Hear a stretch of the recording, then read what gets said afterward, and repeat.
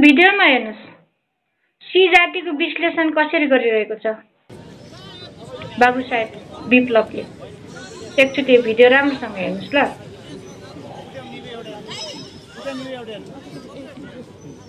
म अलिकति यहाँ खिच्दैछु त्यही भएर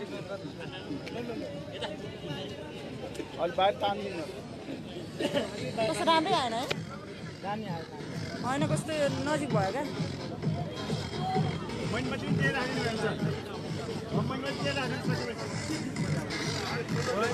एकचोटि बाटोले बाका कुरा सुन्नुहोस्।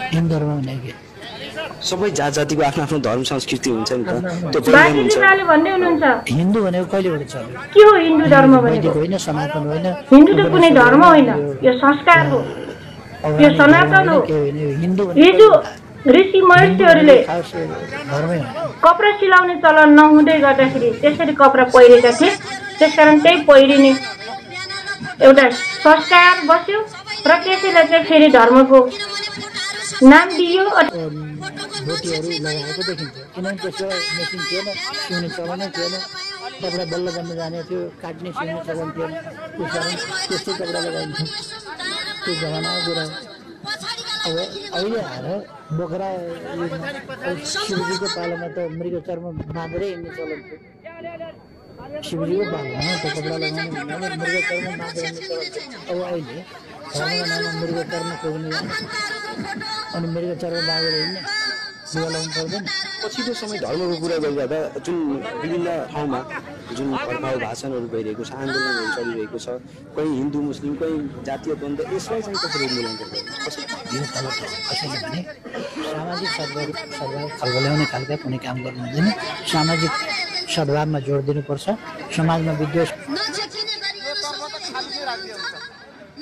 बाटोले भन्दै हुनुहुन्छ के हो हिन्दू धर्म भनेको हिन्दू त कुनै धर्म होइन यो संस्कार हो यो सनातन हो। हिजो ऋषि महर्षिहरूले कपडा सिलाउने चलन नहुँदै गर्दाखेरि त्यसरी कपडा पहिरेका थिए त्यसकारण त्यही पहिरिने एउटा संस्कार बस्यो र त्यसैलाई चाहिँ फेरि धर्मको नाम दियो अथवा त्यो चाहिँ एउटा ड्रेसको रूपमा प्रयोग हुँदै आयो यसरी उहाँ भन्दै हुनुहुन्छ। र हिन्दू भनेको के हो भनेर उहाँ पट्टि प्रश्न गर्दै हुनुहुन्छ। उहाँले म फेरि अर्को पट्टि प्रश्न गर्न चाहन्छु। हिजो हिन्दू महासङ्घ 2046 सालमा हिन्दू महासङ्घको गोरखपुरमा सम्मेलन हुँदै गर्दाखेरि त्यहाँबाट न्वारण गरेर लिएको आदिवासी जनजाति नाम होइन र त्यही आदिवासी जनजाति नाम जो हिन्दू महासङ्घबाट पास गरेर लिएको थियो नि वीरेन्द्र राजाले त्यही मोहनले फेरि तपाईँहरूको एमालेको चौथो महाधिवेशनमा फेरि हामीलाई जनजाति आदिवासी भनेर चाहिँ भरतपुरमा तपाईँहरूलाई हामीलाई आधिकारिक रूपमा जनजाति आदिवासी बनाएको होइन तपाईँहरूको चौथो महाधिवेशनबाट हामी चाहिँ आदिवासी जनजाति भएको होइन र तपाईँ कुन आधारमा भन्दै हुनुहुन्छ कि हिन्दू भनेको के हो।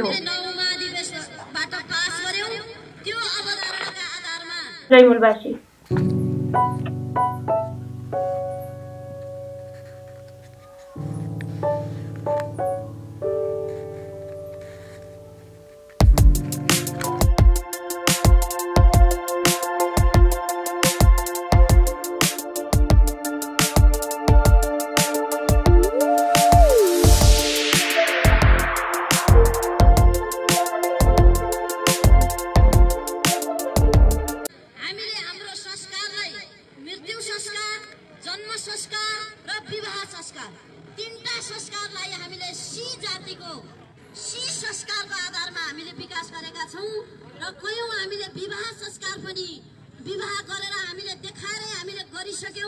किनकि अहिलेको परिस्थिति भनेको कस्तो छ भने दलाल पुँजीवादी जो संस्कार र संस्कृति छ पुँजीमा आधारित जो विवाहलाई मान्यता दिने जो छ यसका विरुद्धमा हामीले सी संस्कार विकास गरेर हामीले प्रेमको आधारमा विवाह गर्ने मान्यतालाई स्थापित गर्ने र त्यसलाई सहलन र सजिलो बनाउने भनेर हामीले विकास गरेका छौं।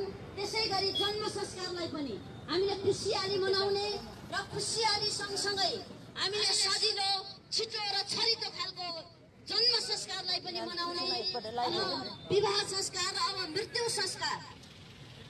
संस्कारलाई पनि हामीले त्यही मान्यतामा विकास गरेका छौं। जसरी हाम्रा विभिन्न परिवर्तनको आन्दोलन, विशेष गरी 10 वर्षे जनयुद्ध, 19 दिने जनआन्दोलन र ल हेर्नुस् यहाँ उत्पटन बाबु साहेबको उत्पटन हेर्नुस् है। अब बाबु साहेबले चाहिँ 4036 वर्ण त पहिला जन्माएको थियो, अब फेरि नयाँ जाति जन्माएर सी जाति। अब हेर्नुस् यो बाबु साहेबले अब फेरि काम पाएन, अब सी जाति जन्मायो।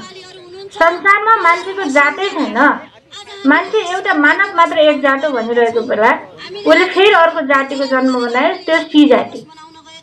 अब नेपालमा भएका बहुसंख्यक हामी मूलवासीहरूको सम्पूर्ण हाम्रो भाषा, संस्कार, संस्कृतिहरू त 4036 वर्णको वर्ण बनाएर 1910 को कानुन लादेर हामीलाई त विनाश गरो। अलिकति बचे खोजेको पनि अब फेरि के गर्दैछ त सी जाति जन्माएर फेरि विप्लवले त्यो पनि रोयल कल विनाश गर्दैछ।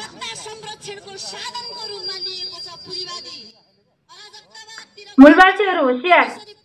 अब तपाईँ हामीले आफ्नो धर्म, संस्कार, संस्कृति, इतिहास, गुमेको इतिहास र हाम्रो वास्तविकता हामी खोज्दैछौँ र हामी यो देशको मूलवासी, हामी यो देशको भूमिपुत्र, यो देशका हामी मङ्गोल भनेर हामीले आफूलाई भर्खर चिन्दैछौँ र यही कुरा नखोजोस्, नपाओस् र नथपाओस् भन्ने षड्यन्त्र चाहिँ विप्लवले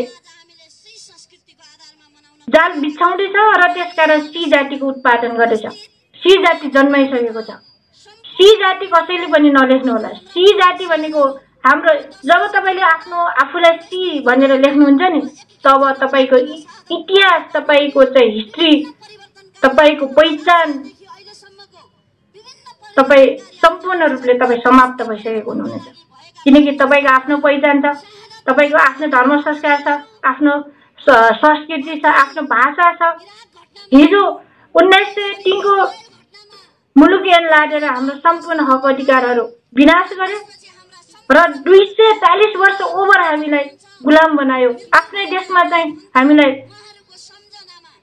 दोस्रो र तेस्रो दर्जाको नागरिक बनायो।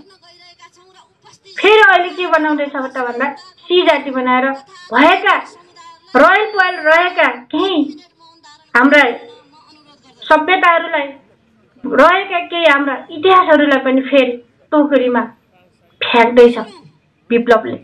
त्यसकारण आफ्नो धर्म, संस्कार, संस्कृति बचाउन चाहनुहुन्छ र आफ्नो बालबच्चाको भविष्य सुनिश्चित गर्न चाहनुहुन्छ भने तपाईँले कहिले पनि सी जाति नलेख्नुहोस् र आफूलाई मूलवासी मङ्गोल हो र यो देशको भूमिपुत्र हो र यो चाहिँ षड्यन्त्रकारी ब्रह्माण्डवादी शक्तिहरूले हामीलाई फेरि फसाउँदैछ भन्ने कुरा तपाईँ हेक्का राख्नुहोस् र आफूलाई सचेत बनाउनुहोस्, आफ्नो छिमेकीलाई सचेत बनाउनुहोस् र सम्पूर्ण मूलवासीहरूलाई सचेत रहनको लागि र बनाउनको लागि आग्रह गर्न चाहन्छु।